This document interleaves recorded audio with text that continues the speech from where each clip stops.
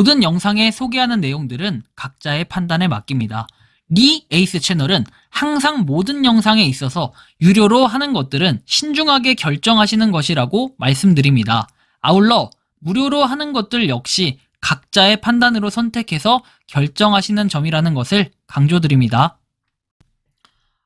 안녕하세요, 리 에이스입니다. 자, 여러분들 이번 시간은 시더스그룹 시스템 코리아 이상은 회장이 나올 수 없는 이유에 대해서 한번 살펴볼 수 있도록 하겠습니다.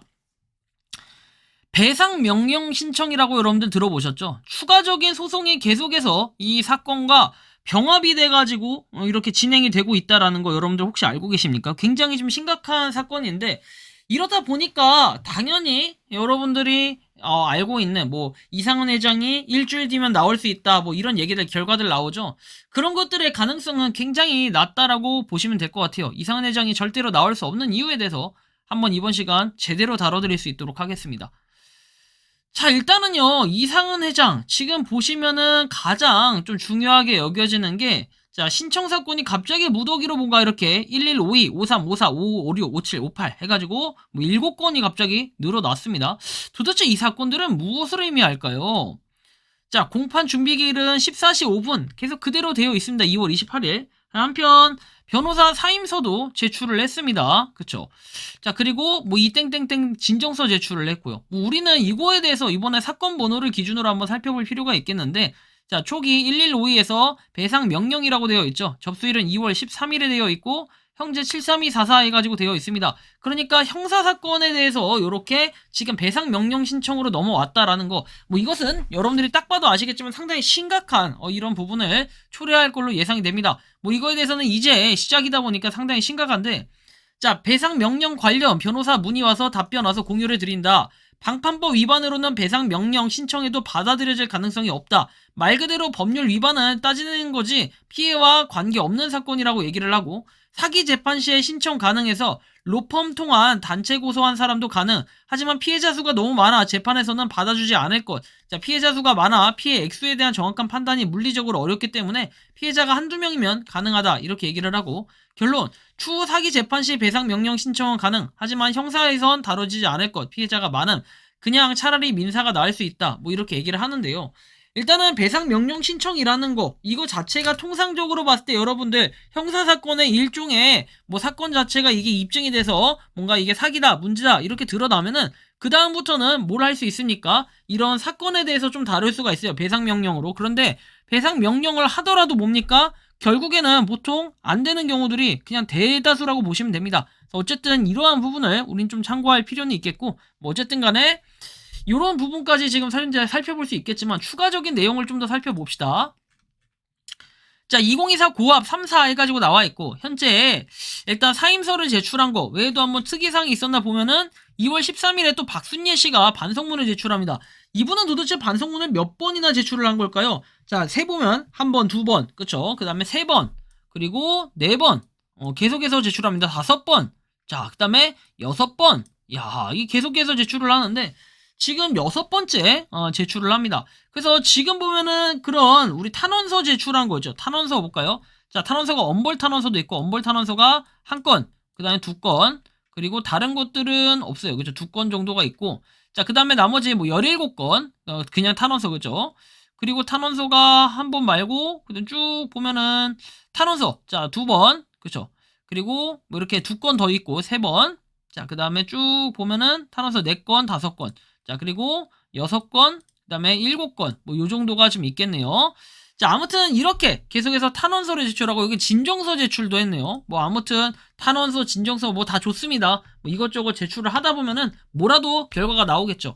어쨌든 이렇게 탄원서든 반성문이든 다들 제출하고 열심히 뭔가 티격태격 하고 있는데, 중간에 변호인 사임서가 나오고 있고, 사실상 이상은 회장이 비전이 없다라고 생각하니까 지금 이렇게 사임서를 내는 거 아니겠습니까? 그래요. 만약에 이것도 제가 또 부정적으로 보는 거라고 하면은 우리가 팩트, 사실만 가지고 한번 판단해 봅시다. 1152부터 한번 봐볼게요. 1152에 대해서는 따로 보면은 방문, 판매 등에 대한 법률 위반해가지고 이렇게 되어 있고, 따로 다른 것들은 확인할 필요는 없어 보이네요. 그쵸? 2월 13일에 배상명령이라고 돼 있는데 방판법을 가지고 배상명령을 한다? 사실은 이게 쉽지는 않아요. 일반적인 사건도 사기 사건이라고 났을지라도 배상명령 신청한다면은 이거에 대한 보상을 받을 가능성이 굉장히 적다라고 이렇게 볼 수가 있겠고요.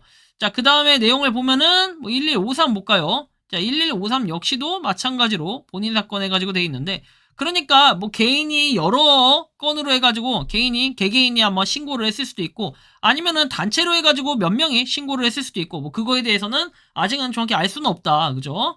자, 그리고 이제 사임 현황을 한번 보면은 자, 사임 하나, 둘, 그리고 셋. 자, 뭐 이렇게 3건 있네요. 그러니까 아직까지는 법무법인이 다 유효하다라는 이런 내용이 되거든요. 그럼 여러분들 뭡니까 이게? 굉장히 심각하다는 거예요. 그때는 뭐 변호인 다 사임시키겠다 어쩐다 하더니만 아직도 변호인이 존재하는 곳들이 상당히 많다라는 거 이런 것도 한번 생각을 해봐야 될 필요는 있겠다. 뭐 1158 한번 볼까요? 1158 역시도 동일하게 배상 명령으로 되어 있네요. 배상 명령은 누구나 할 수 있다. 좋아요. 그런데 이런 건들이 자꾸 발생을 하다 보면 어떻게 됩니까? 이상은 회장이 나올 수는 있을까요? 이상은 회장이 이렇게 많이 걸려 있는 게 많은데 그리고 여기에 추가적으로 아직 걸지 못한 이런 상당히 많은 부분들이 있는데도 불구하고 이상은 회장이 나올 수 있다라고 믿으신다? 그렇다면 뭐 그 사건에 대해서는 좀 보시면 돼요. 자, 보석이라고 돼 있는 그 보석 사건 있죠? 뭐 접수일이 1월 29일 됐고 2월 7일에 이상은 회장이 출석을 했잖아요. 이제 일주일 뒤면 보통 결과가 나오거든요. 그렇다면은 이번 주 중으로는 최소한 결과가 나올 가능성이 상당히 높다라고 볼 수는 있겠어요. 뭐 늦어도 다음 주까지는 나오겠죠. 아무리 여유 있게 지켜봐도 다음 주까지는 나온다라는 건데 우리가 이런 부분을 쭉 봤을 때 뭡니까? 아, 이제 이상은 회장이 어느 정도 결론이 나겠다. 다음 주까지 해서 못 나오면은 이제 그때는 뭐라고 입을 털 건지 그리고 이미 그 결과를 알고 있는 사람들도 있어요. 근데 왜 결과를 알고 있는지까지는 정확히 알 수 없으나 아무튼 결과를 알고 있는 것 자체가 굉장히 신기하게 느껴질 따름입니다. 뭐 어쨌든 간에 이렇게 신문이 종결이 됐고 그리고 박지용 의견서 해가지고 의견 요청서 제출도 된 상황입니다. 굉장히 심각하다라고 생각을 해볼 수가 있겠습니다. 어쨌든 우리 박지용 검사님이 되게 고생을 많이 하시는 것 같아요. 뭐 아무튼 뭐 이런 부분들 방판법 위반이라는 거 이거 하나에도 지금 이렇게 많은 사건이 걸려있는데 과연 빠져나올 수 있을 것인가 뭐 이런 기대감이 좀 있긴 하네요. 그죠? 자, 그래서 뭐 어쨌든 이런 부분들 한번 볼 수가 있겠고 뭐 다음 보면은 강은규 구멍가게 회사 하나 내놓고 얼굴도 다 팔렸던데 전에 강은규 설치고 다니면 신상 한번 턴다고 경고하던데요. 리에이스 그때 개빡쳐서 부들부들 대던데 아니 이 사람아 내가 언제 부들부들 됐다고 해. 강은규 씨가 막 소리도 지르고 이러니까 그거 자꾸 깐족거리면 혼나겠다 이런 식으로 얘기를 했던 적은 있는데 그래요. 뭐 아무튼 그리고 오늘 보석 소식이 있나요 해서 탈옥 소식이 더 빠를 텐데 하니까 이상은 오늘 탈옥해서 부천 가서 바다라면 먹었다는 소문이 있는데 사실인가요? 그런 말이 있어서 황당 소식 극호제네요라고 얘기합니다. 그리고 이 모든 게 팬비에서 나오니까 문제 같네요. 프리즌 브레이크. 자, 탄원서 존나 쓰자더니 7건. 순례가 반성문 더 많이 쓴 듯. 그래요. 더 많아진 것 같아요.